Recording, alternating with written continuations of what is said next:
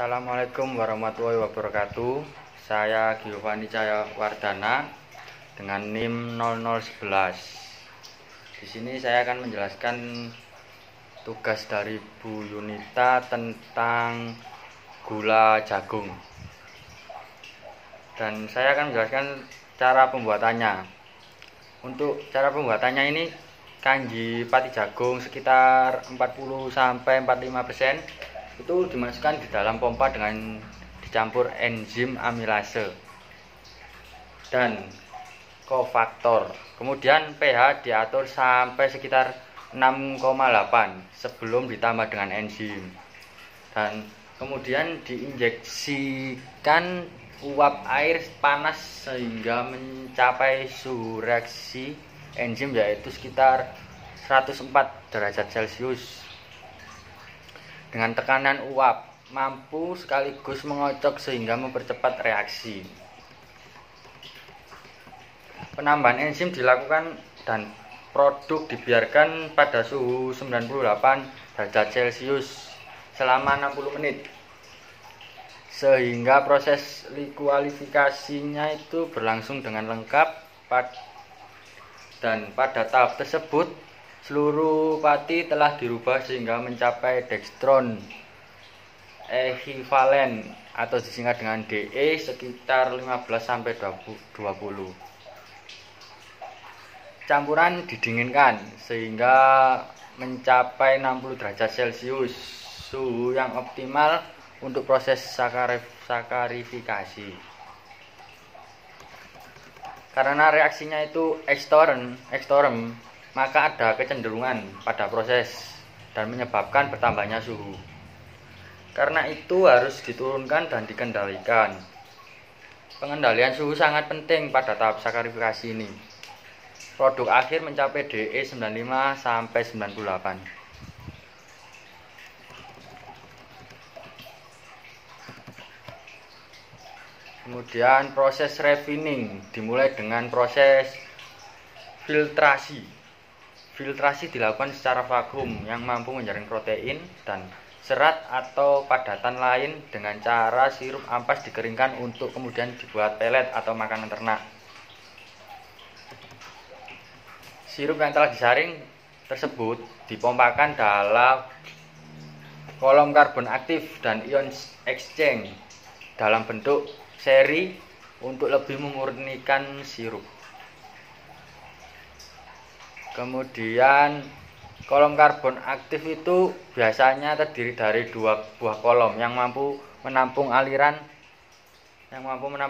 sirup dengan retention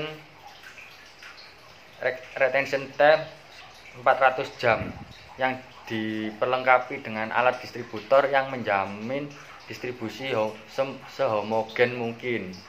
Setelah melalui proses karbon aktif, sirup tersebut dialirkan dalam tangki-tangki ion exchange itu dan kemudian disaring lagi untuk memisahkan adanya karbon yang terikat dalam sirup.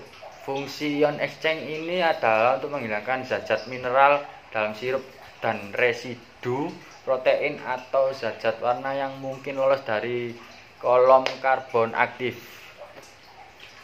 Tahap berikutnya adalah pengentalan kembali dengan dilakukan evaporator. Kemudian sirup dengan kadar padatan 45% dimasukkan ke dalam isomerasi selama 15 menit. Untuk mengatur pH 8,0 dan menambahkan Mg sulfat sebagai prompt. Sirup dipompakan ke dalam kolom-kolom sebelum proses dimulai. Suhu kasar dan suhu tepat itu sekitar 60 derajat Celcius diatur secara cermat. Kemudian dilakukan aerasi dalam kolom sehingga mencapai kevakuman 254 mmHg dan enzim glukoisomerasinya telah disiapkan. Adanya oksigen terlarut dapat memblokir reaksi isomerasi ini. Dalam industri yang berskala besar, proses isomerasi dilakukan pada 9 kolom reaktor dan beberapa immobilized enzim kolom reaktor. Enzim dalam kolom secara cepat berubah secara isomerasi glukosa menjadi fruktosa. Kemudian kadar sirup glukosa harus diatur selalu tetap, yaitu 42,5 sampai 43%.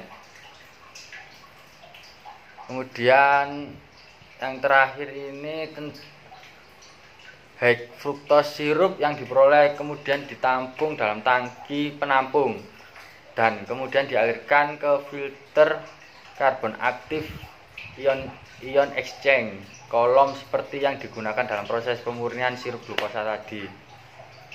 Karbon aktif pengambilan senyap berwarna yang terjadi selama proses isomerasi dan ion exchange mengambil garam anorganik yang digunakan dalam proses isomerasi sehingga kadar abu dapat ditekan menjadi serendah mungkin. Sirup HFS yang diperoleh disaring lagi dan dipanaskan pada suhu di bawah diskolom. HFS untuk meningkatkan kekenalan sirup sehingga mencapai kadar padatan terlarut 71%.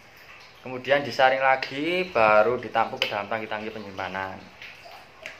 Terima kasih penjelasan dari saya. Wassalamualaikum warahmatullahi wabarakatuh.